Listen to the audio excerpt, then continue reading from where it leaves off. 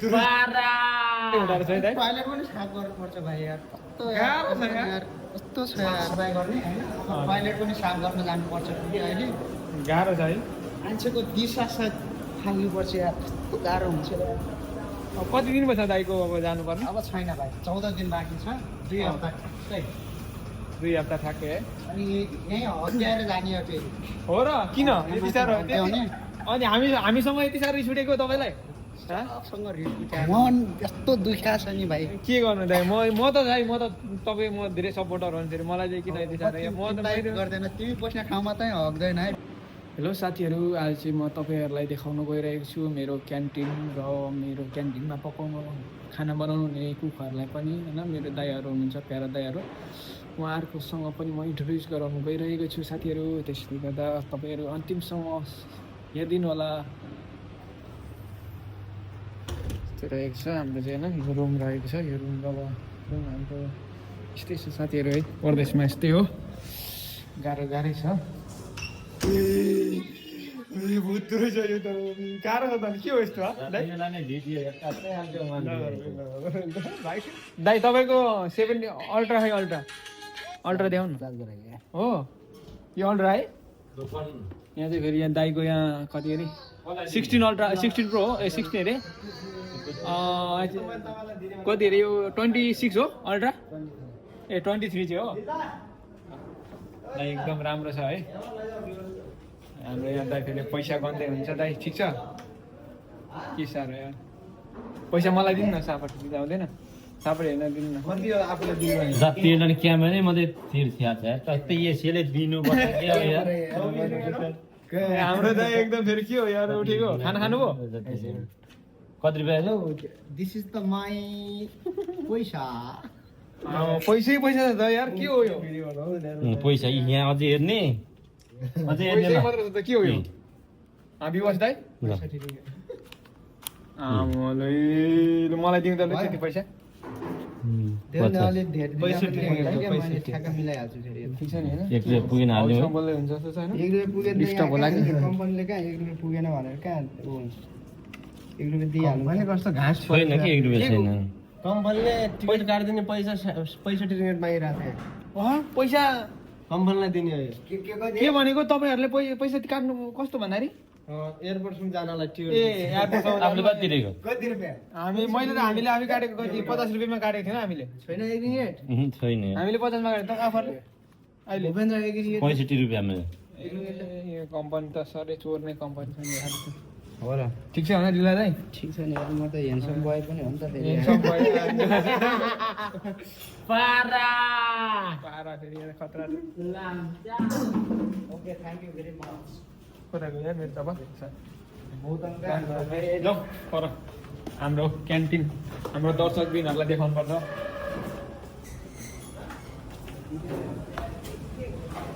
हाम्रो क्यान्टिन चाहिँ यता रहेको छ है साथीहरू होइन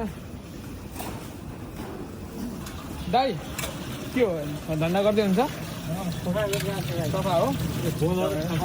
हाम्रो कुकमेन एकजना हुनुहुन्छ यहाँ होइन कुकमेन हामीलाई खाना 2 वर्षसम्म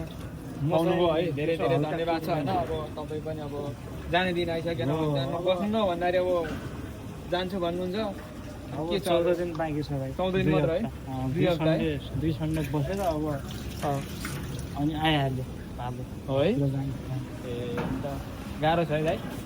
गाह्रो त के गर्ने भाइ अब त्यस्तै छ होइन दाइ अब के सफा गर्दै हुन्छ के गर्ने कामै यही छ भाइ यस्तै छ हाम्रो काम नगरेर के गर्ने दाइ फेरि यहाँ सफा गर्दै हुँदो रहेछ हाम्रो कुकमेन दाइ होइन हेड कुकमेन है हामीलाई होइन 2 वर्ष कुकमेन भएर भने 3 वर्ष अन्त के गर्नु यस्तै छ गाह्रो छ कुकमेन गाह्रो छ है भाँडा माझ्नु पर्छ विदेशमा गाह्रै हुँदो रहेछ है दाइ टोयलेट पनि साफ गर्नुपर्छ भाइ यार गाह्रो छ यार कस्तो छ यार गाह्रो छ यार दाइलाई पनि म के भन्नु यार म केही भन्नु बोलिनँ दाइ म बोल्दै सकिनँ दाइ गाह्रो छ टोयलेट साफ गर टेबल साफ गर भाँडा साफ गर गाह्रो छ नि भाइ यार कहाँ सजिलो छ त विदेश भन्ने सजिलो हुन्छ गाह्रो छ है पैसा त्यति आउँदैन नि त पैसा यही गरेर त आउँछ नि पैसा त्यति कहाँ आउँछ त है दाइ अनि के हो ड्युटी सक्ने बेलामा आयो हिँड्दैछ भाइ 1 घन्टा बाँकी छ 1 घन्टा बाँकी छ है एक घन्टा साफ सफाइ गर्ने होइन अब टोइलेट पनि साफ गर्न जानुपर्छ कि अहिले गाह्रो छ है मान्छेको दिशा साथ फाल्नुपर्छ यार कस्तो गाह्रो हुन्छ यार झन् यहाँ दाइ चाहिँ अब होइन अब हामीलाई 1 वर्ष भन्दा 2 वर्ष झन्डै 3 वर्ष खाना बनाएर खुवाउनु भयो यहाँ दाइले है अब दाइलाई धेरै धेरै धन्यवाद छ भन्न चाहे अरू के भन्नु र होइन एकदम म चाहिँ धेरै खुसी छु हाम्रो दाइलाई यहाँसँग अब गफ गर्नुपर्छ है दाइहरूले दाइ भाइ सफा त धेरै गर्नुपर्ने रहेछ है दाइ यो सफा ए हेर न यार कस्तो कस्तो गर्नुपर्छ यार अहिले टोइलेट साफ गर्न जानुपर्छ अझ त्यही त गाह्रो छ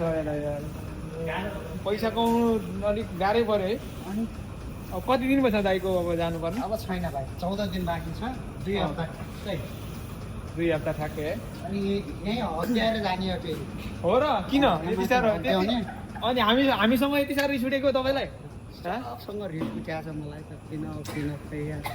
मन यस्तो दुख्या छ नि भाइ के गर्नु दाइ म त दाइ म त तपाईँ म धेरै सपोर्टर हो फेरि मलाई चाहिँ किन यति साह्रो म त चिन्ता गर्दैन तिमी बस्ने ठाउँमा चाहिँ हग्दैन है हो ल ठिक छ धन्यवाद छ दाइलाई अब के गर्नु गाह्रो छ अरू बस्ने ठाउँमा हग्यायो नि हाम्रो धामी दाइ हुनुहुन्छ है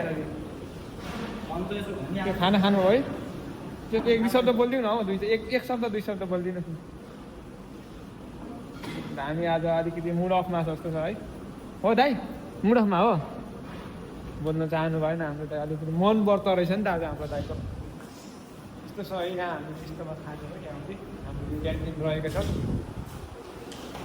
यहाँबाट सबै मान्छेले खाइसकेको छ कि यो लागेको छ दाल होइन दाल छ यहाँ रहेछ सब्जी चाहिँ रहेछ यहाँ चिकनको यहाँबाट हामीले पस्किन्छ अब भात सक्यो भात लगाउनु पऱ्यो भाइ अब भात फेरि बनाउने है अब के हो भात सक्यो अब अरूलाई पुगेन र अहिले खान्छ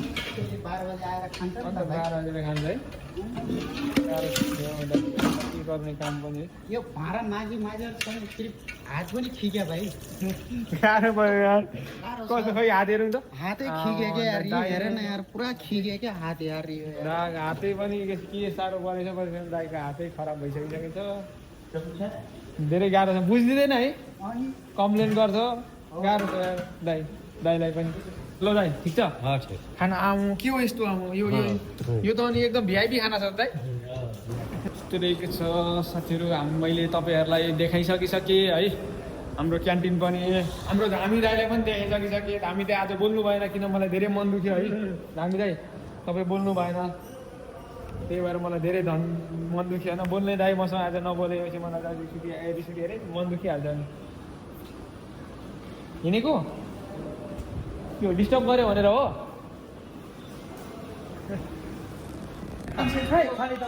ऊ मान्छे छ नि अँ फेरि ठ्याक्कै 6 फुटको मान्छे हो त्यो 6 फुटको हो अँ। ए ल यो दाइ त साह्रो पऱ्यो ऊ परायो जस्तो छ नि टोइलेटमा साफ गर्छ टोइलेट पुरा यस्तो चकाचक बनाइदिन्छ नि भाइ हो ए होइन भाइ हो कि नै भाइ यता हेर न त्यो त हाम्रो रे हो दाइ हो भाइ होइन अहिले भर्खर टोइलेट साफ गरेर आइरहेको छ हो र अनि